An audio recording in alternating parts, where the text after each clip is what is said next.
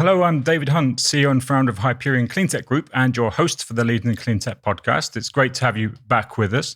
This week, we stick with the topic of batteries, but we move into the very exciting world of smart usage of second life batteries. As my guest today is Jorgon Erdal, the CEO and co-founder and CEO of Evyon, fantastic company that we've been working for a little while, just fresh back from exhibiting at Munich. Jorgon, great to have you with us.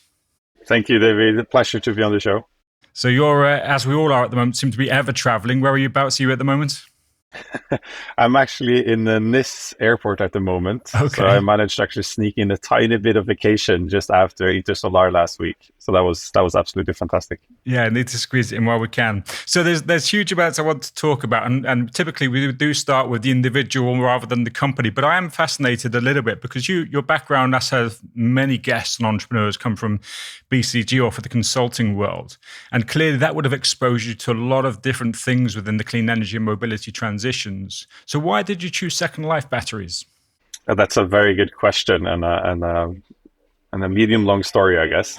But the short version to that was that I've always been passionate about the renewable energy transition and doing what I can to fight climate change. And when I was in Boston Consulting Group, I was recruited to the Antler program, which is an early phase incubator investor worldwide at the moment. But this was for their second cohort in Oslo. So I always wanted to start my own company, thought this is the opportunity to jump into it. Asked a few friends and network if what are the ideas that I could look into. To me, it was the most important thing would be that it needed to be something that was profoundly good for helping fight climate change. Yeah. And a really good friend of mine that works in the battery industry, he told me, you have to look into this. Repurposing of EV battery is going to be huge. No one is really doing it in a large fashion yet. Yeah. It's a big opportunity. So I took it with me, joined the Antler program, and there it was actually confirmed. Another industry participant there said the same thing. Hey, this is a big problem. We're throwing batteries, we're buying batteries. Somebody needs to connect the dots. Right. So I guess that's a very short story. And Rado and I, my co-founder, we connected well on that, started building, and here we are.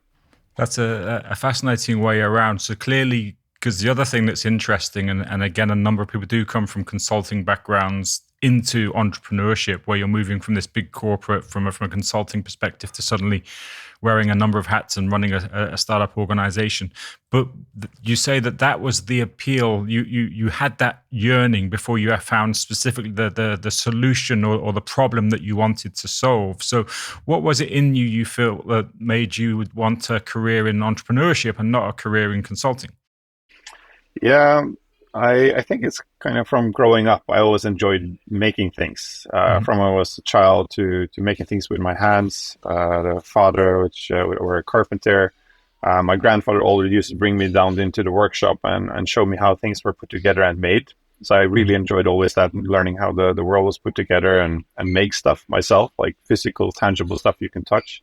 Yeah. Then I went into studies and I found myself going into engineering, because I always wanted to know how the world is put together, right? So the engineering seemed to be the obvious choice. And I landed on energy engineering, so high power electrical engineering, because I thought that's where the shift is going to be with the renewable energy transition. Kind of at the time, PV, wind was kind of really picking up, and it was a big thing coming. So I thought this is the place to be. But then after those studies, I still felt like there's some parts kind of in my toolkit I need to build out. I think as many joining consulting, and that was obviously kind of business side of things, commercial stuff, agreements, change management, transformation programs, strategy, all of these things that are also essential in making the energy transition real. So when I was given the opportunity to join BCG, which this might be one of the best schools you can go for this, I jumped on it and was there for 3 years.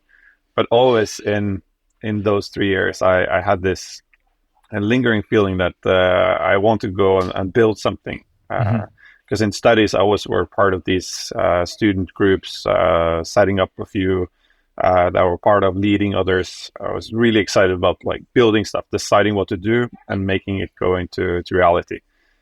So then, when this Antler opportunity came along, and the opportunity was there again to kind of be there, two bare hands, and start building something from scratch, then it seemed very, very tempting. And by the time I had 3 years in BCG, so I think it's a kind of a minimum time you need there to really be around the block a bit and see what the different projects are like, different customers are like, and learn a bit. So I think for me, it seemed like a good opportunity to jump ship.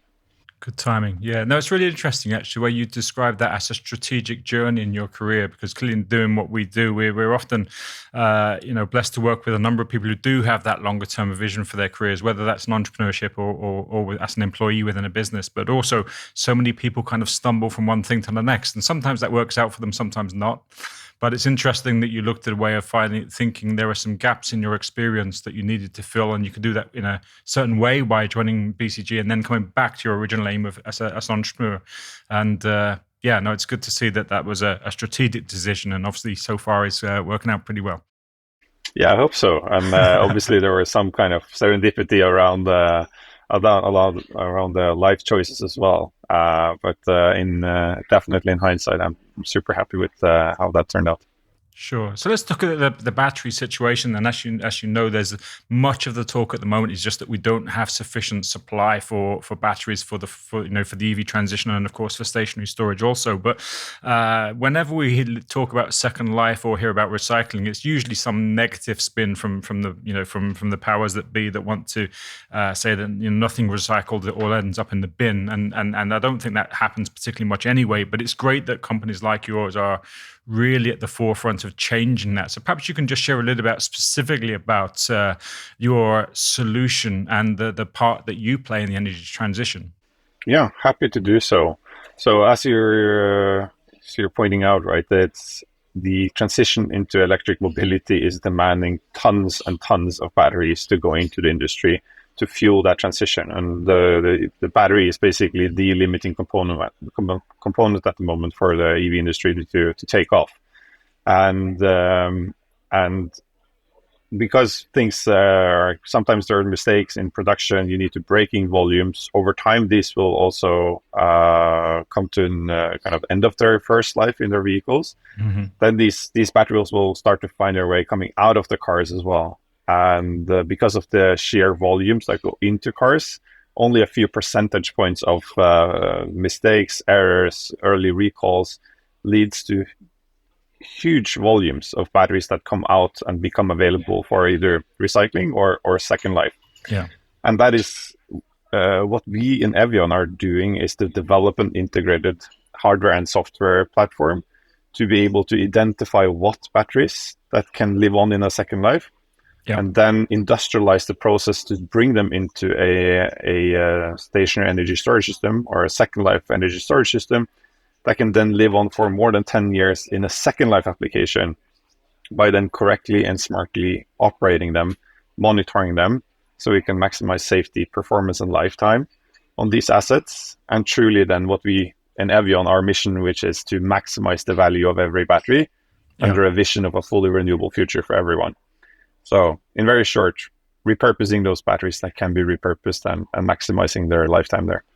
Yeah, I think it's an important aspect that, again, some people maybe have an assumption that because they're second life and they're not going in a vehicle, you can just kind of put them together and hope that things work out pretty much. But clearly every cell is relevant to the performance overall of the battery and all those that it's connected to. So what are the unique technologies or solutions you bring to this market in terms of, as you say, really optimizing for these second uses? Yep. So very specifically what we're developing are cutting-edge battery characterization technologies. Mm-hmm. So that meaning understanding how good is this battery without dissecting it into molecules to look how it looks inside. So basically non-destructive characterization methodologies. Yeah. Here we are developing multiple approaches, both what we call digital characterization, meaning we can read data. So if we're given data on the first life first life of the battery on selected time slots. We can then tell you how good the battery is by just applying data analytics to that. And then secondly, we are also developing a physical characterization, meaning if you give us a battery module, we can then, without knowing anything else from it, connect to it, and in less than 5 minutes, be able to say how good this battery is. And that is then using both the state of the art in terms of measurement technology and hardware, which we are not, or at least trying to stay away from developing ourselves and just applying our own battery analytics on top. And then kind of combining that with cutting edge battery intelligence and data analytics, using obviously the modern tools and the availability in opportunities in machine learning, digital twins, all these fantastic tools and data science allows us to read how these batteries are on the inside. So that's very specifically on the kind of characterization side. Then, as I also mentioned, we're really working on industrializing. And I think this is a key term here that we have seen a lot of second life projects, prototypes, pilots over the last few years. So we're definitely not the first company to do repurposing, but what we are really trying to do here is to industrialize it, because in order to compete and for these second life systems to be competitive with first life, we need to make sure that the costs are kept down to a bare minimum and that we can deliver at volume and scale.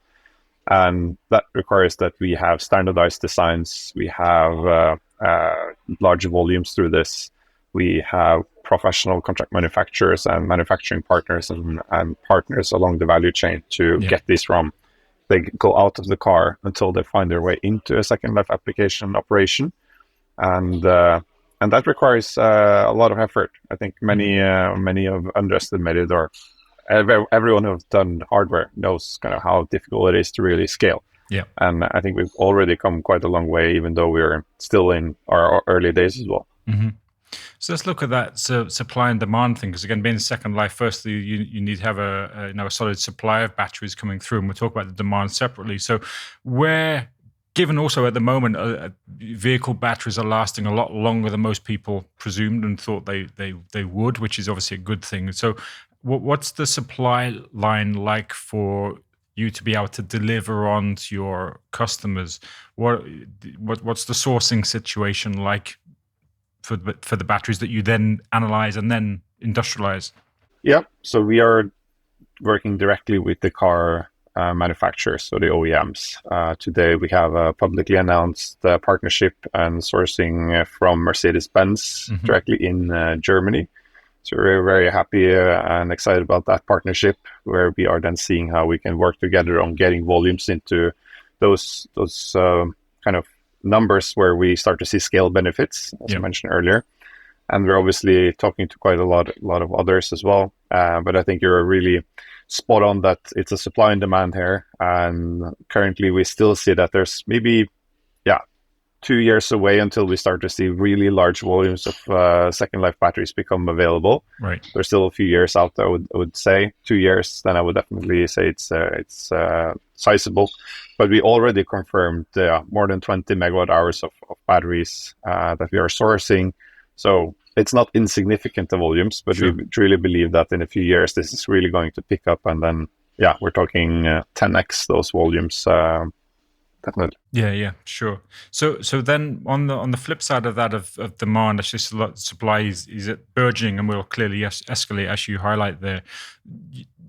You're a data company and have a lot of IP in terms of the analysis and the further usage of these batteries. But in terms of deployment, do you also design the stationary storage solutions or systems? Do you have systems integrators or partners? So once they've been through your analysis program, if you like, how do they then end up on somebody's site solving a storage issue? Yeah, that's a very good question. And I will answer based on where we are today, and I can also shed some light on where we believe we will be in the future. Sure. So today we are solving this through selling to system integrators. So we are designing and building a standardized 19-inch rack-based battery system. So basically the most elementary building block in energy storage, which customers of different segments, different requirements can put into their applications. So we're just feeding them with a universal tool to meet their requirements and needs. And thus we are typically never in direct contact with the end user of our these energy solutions. So we believe this is a great place where we are today. We can, through single or smaller amount of contracts, move larger amounts of volume. But obviously, this also means that you are directly kind of head-to-head competing with some of the largest companies in the world. Yeah. So it's a vulnerable position to be in, of course, long term. But we see that this is a great stepping stone into the future, where we believe we will be closer to the end customers. Either in direct partnership with our customers today, so system integrators and the likes, or going directly to end customers. And I think that is a very important artifact of the second life industry in general, because we truly believe that we need to go to as a service models or other ways to de-risk the investment for customers for second life to scale successfully, because competing head to head on a data sheet, let's put it like that, with new batteries, you will never win. You will never win on lifetime, never win on cycles. You will be a few years old technology, so you will never ever win on the pure data sheet eye to eye. So you need to add services on top of that, other contracts, operational aspects that make sure the customers see the business case being better for second life. Yeah. So who owns the asset then? Because again, actually, once the storage system is up and running, there are a number of different sort of revenue stacks that typically play a part in making a storage solution a viable proposition. So from your customer point of view, we're working through the systems integrators. Who then owns and operates that asset into the future? So typically our customers, the system integrators, would then sell that on to an asset owner. Which could take the form of a stationary solution, either installed inside a technical room, let's call it a battery room in commercial industrial energy storage, real estate, then, or it could be into a container that is placed outside the same applications. And then typically in these kind of real estate place, then it's owned by the real estate company here. And then you would also have many new applications now coming up as well, like EV fast charging. You had some interesting guests on this podcast before, including Speedy in Denmark, which is now definitely seeing this rapid exponential increase in the demand for EV fast charging. And the grid is simply not scaled for that. So there we start to see now charge point operators and companies that they work with also coming into play and as potential customers. In Norway, we also see a big need now for clean charging solutions for construction sites. Norway is really in the forefront of decarbonizing the construction industry, and the largest cities have signed an agreement saying they will have completely emission-free construction sites by 25, and that's an immense task to set out. And charging infrastructure will be one of your first bottlenecks you'll meet. You can obviously find and buy electric excavators and trucks and dumpers, but if you need to charge those in a 30-minute break and in a 1-hour dinner, and there's not enough power. So charging containers and trailers suddenly becomes a big topic as well. So you start to see very many fantastically interesting niche applications and that arise nowadays. So it's an exciting industry to be part of. It certainly is, but that sometimes can have its own issues. Going back to from you as a CEO point of view, looking at future strategy, because there's a lot of complexity already with the supply and demand. We've kind of touched on briefly different applications and different challenges. So. And then sometimes you do see new shiny things, as we all do as entrepreneurs, new opportunities. How is it that you make sure that you maintain a focus? Because as a startup, I'm sure you still have, as every startup does, bandwidth issues in your and your team's time. So how do you make sure that the company has a strategy and doesn't become distracted by lots of different possible ways to go? Yeah, that's a very good question, and I think something we're still working out on getting that focus and really narrowing down. I think definitely we have a lot of way to go still on this. We still see a lot of, as you put it, kind of shiny objects that we want to run after, and really trying to restrain ourselves I think we've been much better over the last kind of year, kind of realizing kind of what kind of a feat it is to go from a pilot to mass production. It requires so much effort into everything from documentation, standardization, or certification. Everything needs a lot of attention. Yeah. And that means that you need to say no to a lot of other things because you simply don't have the bandwidth. Yeah. So I would say still we're definitely working on it. We're very mindful of it.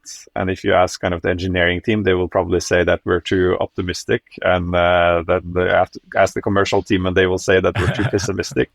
I guess that's the positive friction you need to have in a team, right? Yeah. Where you try to kind of even out and meet somewhere which is reasonable for the company. And for me as a CEO and the leader of the team, I find it very important to build that culture around acknowledging that positive friction, and that you're meeting that in a way that doesn't turn into kind of a pain for the company. Sure. That is this like you go into a meeting room, you can have a heated discussion on like, should we do A or B? And then you brush off and you exit the meeting room. You give everyone a high five and say like, yes, now I found a great solution going forward. And then you work shoulder to shoulder to execute on that as fast as possible. So I think that is important, because no one can be in a startup and kind of don't experience pain. Mm-hmm. There will be pain associated, a lot of it. It's just a matter of how you treat it and how you meet it and how you kind of celebrate it once you overcome it. I think it's extremely important in the team to build that awareness and culture around it. Definitely. I'd like to return to the culture thing. But jumping back to your experience, Jørgen. So we talked at the beginning that you wanted to build something, and you always had this kind of nature of wanting to see how things worked. So on one level, you're physically building stuff in terms of the technology, which then ends up on a site. So there's a physical element of what you're building. But then there is the team, there's the business model, this kind of stuff. How has being an entrepreneur differed from what you expected before you started the journey?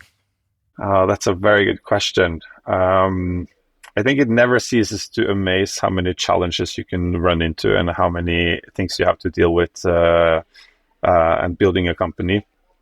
And this being my first time as a founder and building a company, obviously almost all the time it's a first off from my side. Yeah. And I'm very grateful that we have a team which is extremely capable. We've been managing to recruit some really experienced people into the team. I think everyone which I'm leading is 10 years older than me, more or less. And so I'm extremely grateful to have that talent and experience in the team.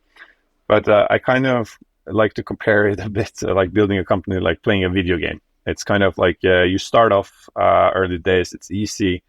You get to kind of fumble around a bit, learn how to play with the controls. Eventually, you'll meet your first boss that you have to beat. You get through that. It's a hassle. It's really a struggle, but you get through it. And you think like, yes, now we made it. Now it's going to be much easier going forward. The only thing that happens is that when you succeed in your first challenge or one challenge in a startup, then just a bigger challenge comes up after. Yeah.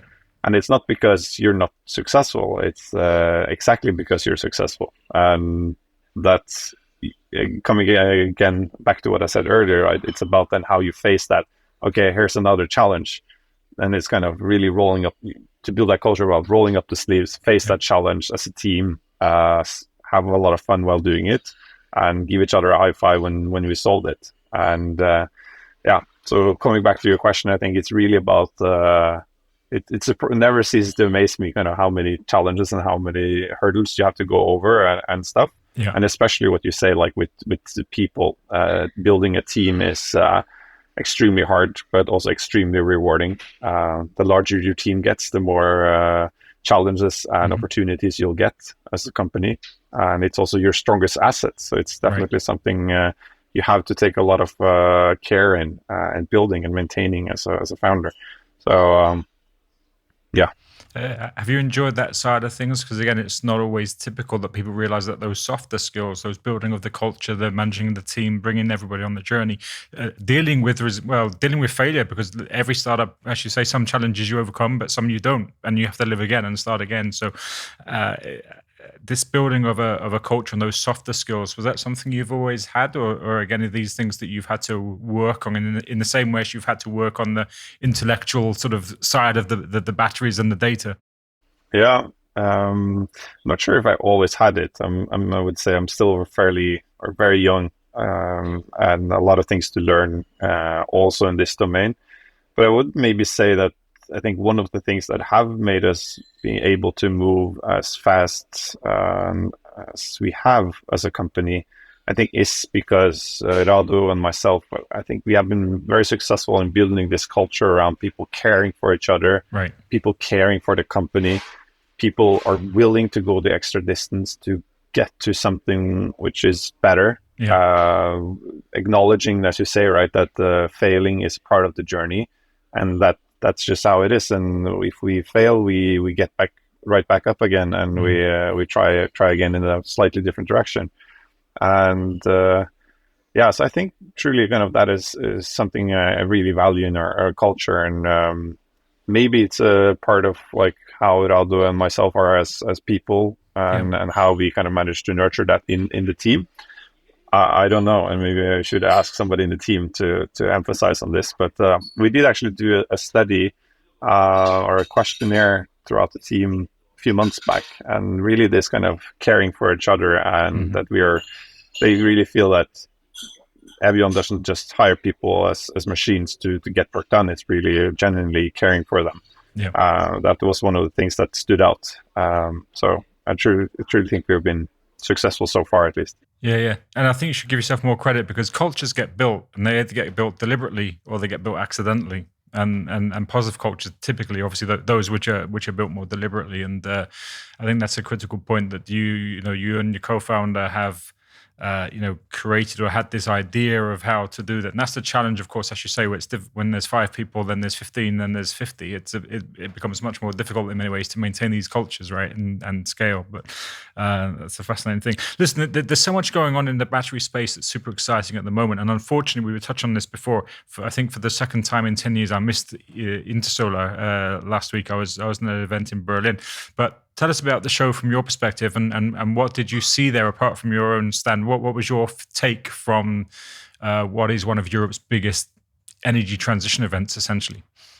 Yeah, it's we discussed it quite a lot in the team and with everyone we met last year, that Intersolar and EES, for our part more specifically, it's the main event of the year. Right? It's where the whole industry in Europe comes together, presents what the kind of their brightest, shiniest products are. They send some of their brightest, shiniest people. They're really there to impress others and also get impressed, I would say. So, and just the size of it, right? It's become, I think it's 17 halls, and each hall is more than a football field size. So it's huge, right? You cannot simply be able to kind of take it all in. So you really have to kind of focus on your domain and get to that. And even then, I would say it's still that feeling of being a bit overwhelmed, because it's so much happening. It's so many players. So many are doing similar things. Others are coming in with a slight different variations to stuff.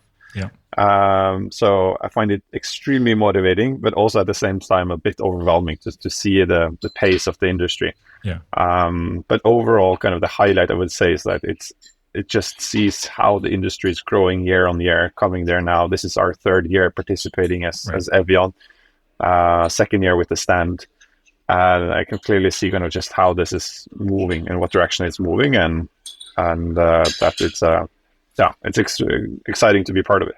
Yeah, it's hugely motivating. The energy there, as you say, it's phenomenal in size. And I think there's 100,000 people over 3 days. And funnily enough, I don't know if you met with David, who was there. We as a team have these red trainers that we wear, red gazelles. And it came from Intersolar, because we were walking like 10, 12, 13 kilometers a day around the various halls, and it's just that scale Absolutely. is exciting. But talk a little bit then about collaboration, because again, I think one thing that I enjoy around working with so many startups is, of course, everybody's competitive. You have a solution, you want to be the best, and of course, you have a financial as well as an impact goal for things. But also, there's a lot of learning and collaboration I find within the sector, and you would have, of course, seen lots of, as you already alluded to, different technologies or the things people doing the same thing differently, or different solutions to the same problem. Do you find that there's a good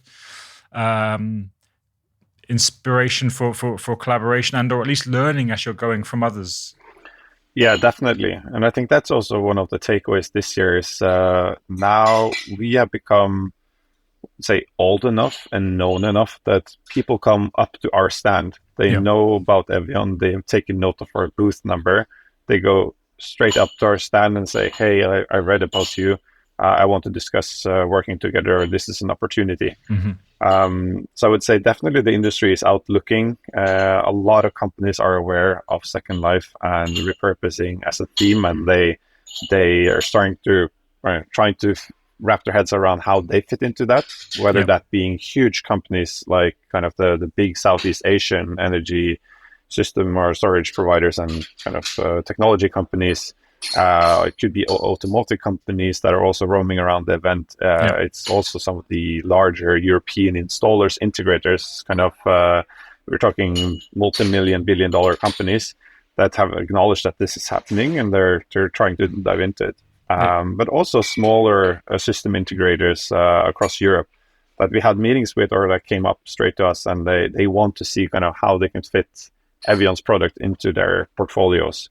Or how we can, for instance, tap or help them out in maximizing the value of their batteries, for instance, with the OEMs, because they see this is definitely a value pool for them. They just don't, all of them at least haven't figured out exactly how they can deal with it and do that. And everyone wants to be the partner there for them to go.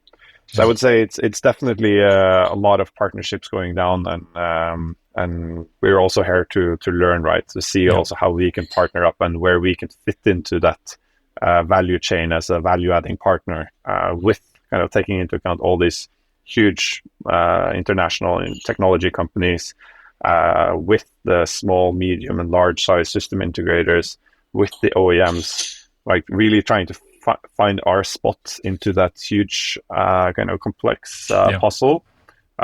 It's definitely something we're still working on, and it's kind of, as you could call, product market fit on multiple sides for our sake. Lots going on. So look a little at the future, because as we've alluded to already, we're at the start of a journey in Second Life. As you say, the real supply is going to come in a few years down the line. What's next for the company? You haven't raised huge sums of money to date. I don't know if that's part of the plan for scaling in terms of its internationalization, in terms of new business models, without breaking any confidences, of course. What does the next few years look like for the company? Yeah. So the most important thing we're working on now is bringing our first product to mass production. So really proving that we can do this, kind of going from pilots that we produce in our own workshop to a product that someone else produces for us at large scale, which is certified, standardized, shipped to customers. They can easily install it, integrate it, and operate it, and it works. So that is the most important thing we're working on now as a company, to prove that we're able to do that kind of industrialization, as I call it. And then from there on out is then to kind of multiply that by many times. And that is obviously then driven by as you said, the supply of batteries. We're working on many avenues there, some very promising, and at the same time also developing on the commercial side on the customers to take this in. So it's definitely about kind of commercialization and proving this one out, that it has a right to stand. And obviously, like, that is also important here. It's that we have to prove that this to customers, right? That this is something they should go with. This is something that is worth their money. It's safe, it's long living, and they will get better support than on some, at least, first life systems. So it's a lot of still finding that product market fit and scaling, I would say, is the biggest topics. And as you touched on as well, kind of raising capital will be the job of any Cleantech CEO over the next few years, or anyone is in scaling. We have been very, as we say, successful in fundraising so far, raising 10 million euros over 2.5 years, or about 2 years actually, since our last round. And so I would say we've been successful in that. Definitely now coming up, the macro is definitely different now than it was a year ago. So it's a lot about now also kind of proving that you can actually generate your own cash. I think that will be instrumental into your next fundraising, and that's the case for Evyon as well. And I think we're in a fortunate position now. We've secured a lot of the puzzle pieces to make or show that we can print our own money. But still a lot of hard work and effort goes into that now, so that we somewhere next year can raise a very impressive Series A round. Once you start to get that sort of scaling revenue. But again, I think the space that you're in, clearly, as we touched on right at the very beginning, the demand for batteries is so much greater than the supply for first or second life. So it's certainly a great place to be. And now, of course, people will always ask, and going back to my point, some people like to muddy the waters or make questions over the sustainability of batteries. So I appreciate we're still at the very early stage, but do you have a path through beyond second life to then the disposal, recycling, or otherwise of the batteries? So we are, I would say, in dialogue, and we know many of the recycling companies. And our intention is obviously that all of batteries that we put into second life, that we will take them back, make sure they are recycled. And I actually don't think that will be an issue at all. Typically, the batteries that we are putting out into the market today are NMC technology, meaning they already have now a small positive value in recycling. The recycling industry is still very juvenile and still growing up in Europe. If you go to China, it's a bit different.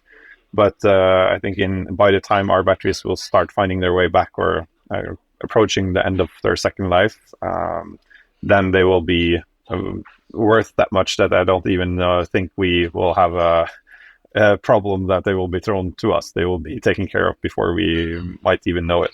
I know that's, of course, a value pool we're trying to position for as well. But we won't do recycling ourselves. We will partner up for that.